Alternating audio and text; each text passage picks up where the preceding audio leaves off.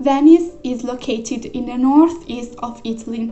It was built on 100 small islets in the lagoon, which is a shallow body of water between the Italian mainland and the Adriatic Sea. In fact, in Venice, you do not take the car, but rather the boat, to move along its roads made of sea water. Why was Venice built on the water?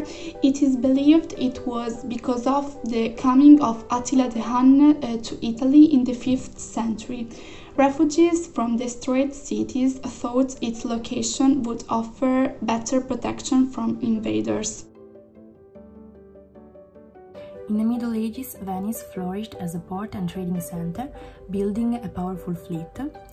Multiple buildings were erected, and the foundations of the palaces were reinforced with sturdy trunks that are still located at the bottom of the lagoon. The city, ruled by a doge flanked by a council, became an important center for the trade in spices and textiles that came from the east.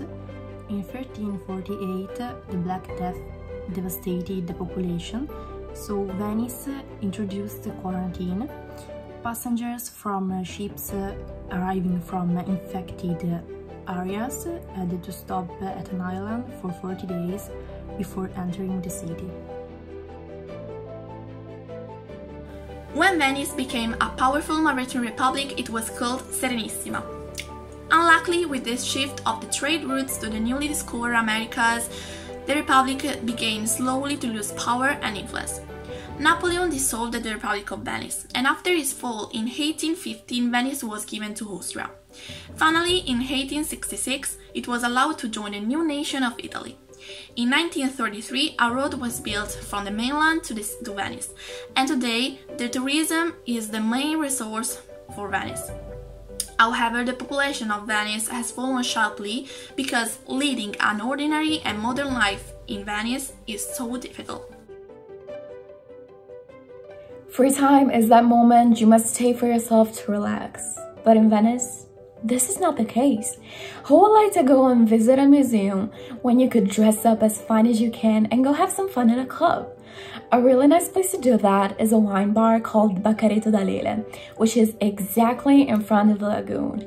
The Progetto is a Venetian traditional place where you can find a great choice of selected wines and lots of delicious appetizer snacks.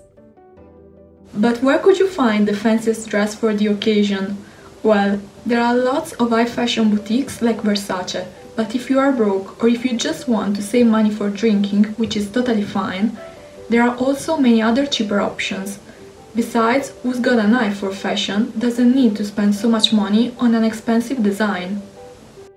Now, moving on, if you want to make your partner pockets hurt, you should ask him to bring you on a gondola tour. So old-fashioned but yet so romantic. But if you still want to have a partner after that, I suggest you to go to Giardini Napoleonici, the greenest area of the city and also the nearest one to the historic city center. There are three main events in Venice: the Carnival, the Biennial, and the Film Festival. The Venice Carnival is an event known and appreciated all over the world, and for this occasion, citizens wear all kinds of masks and costumes and go around the city dressed like that. One of the focal points of this event is the Parade of Masks, and some of the most typical costumes are the one of Pantalone and Arlecchino. The International Architecture Exhibition in Venice takes place every 2 years, was held for the first time in 1980. Various countries set up their own exhibitions, knowing different ones according to traditions. For example, in the 2018 exhibition, the Swiss pavilion consisted in corridors with doors of different sizes to make the visitor face a sort of labyrinth. Or Romania organized a pavilion inspired by a courtyard, with the games they played as children. The Venice International Film Festival is the second world's oldest film festival after the Oscars. It was founded in Venice in 1932 and it is held in August or early September on the island of Deligo, in the Venice Lagoon. The most important award that you can win is the Golden Lion, that is awarded to the best film screened at the festival. Since Venice is a tourist city, you will find mainly international restaurants.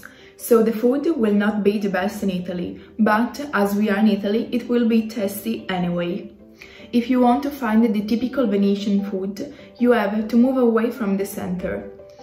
In the Venetian tradition, the most known dish is risotto, especially the best one is risotto de go, cooked with a small fish that lives in Venetian lagoon.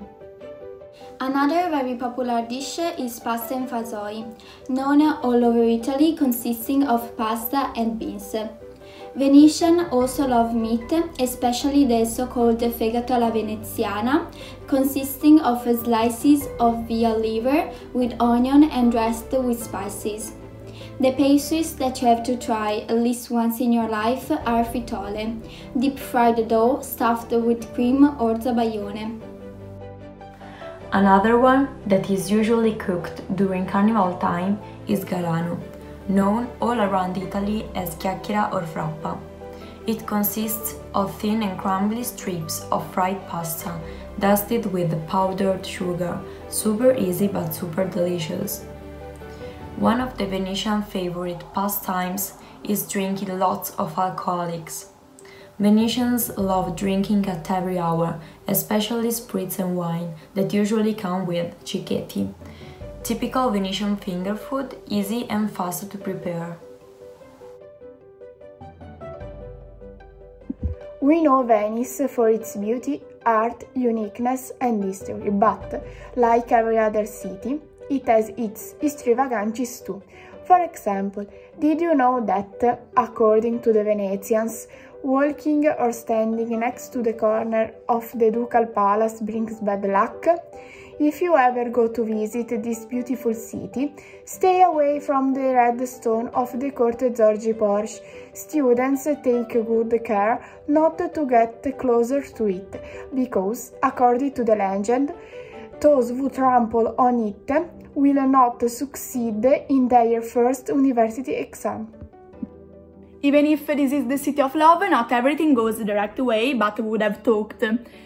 In fact, a legend tells that every night a ghost of a lady climbs the bell tower to contemplate the house where her lover lived. This love story had a tragic end because the two lovers belonged to two different classes and families. Does it look familiar? And the two lovers not being able to be together, both died of despair. Finally, there is also the story of the existence of a barrow that drew wine without ever stopping near the relics of Sant'Albano. For this reason, it was much disputed. In fact, it was stolen by the Moranesi from Burano, but once in their hands, it stopped tapping.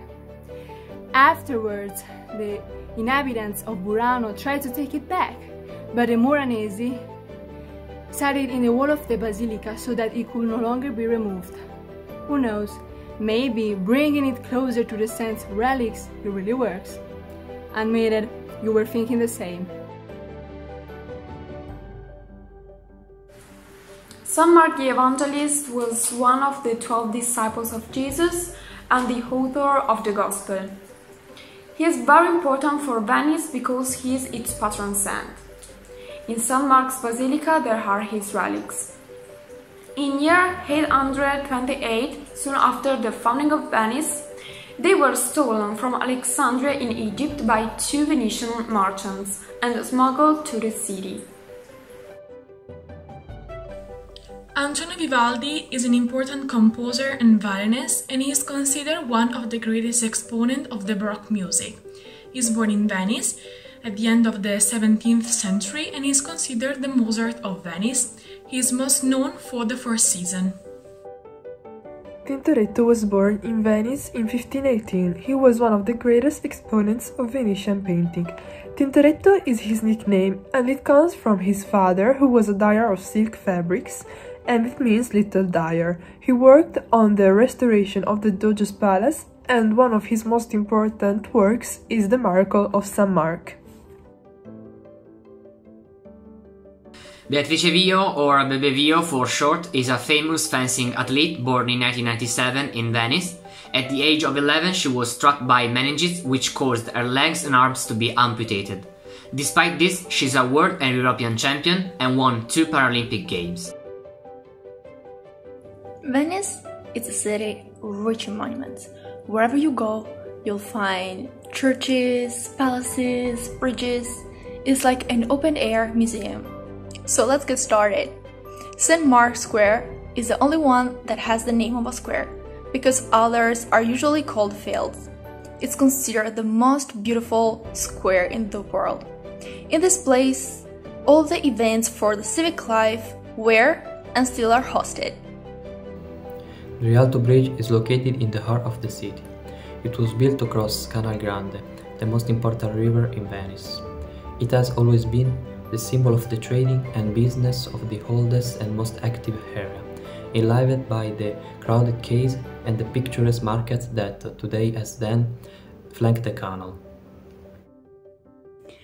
Palacio Cali was built in the 9th century. It initially appeared in the form of a fortified castle. Throughout its history, it has always assumed important functions. It was the seat of the government of the Serenissima, the courthouse, and the residence of the Doge. St. Mark's Square is the seat of the homonym St. Mark Basilica, which is the Cathedral Church. It is joined by the bell tower and forms the main architectural site of Venice, and is the best known symbol of the city and of Veneto in the world.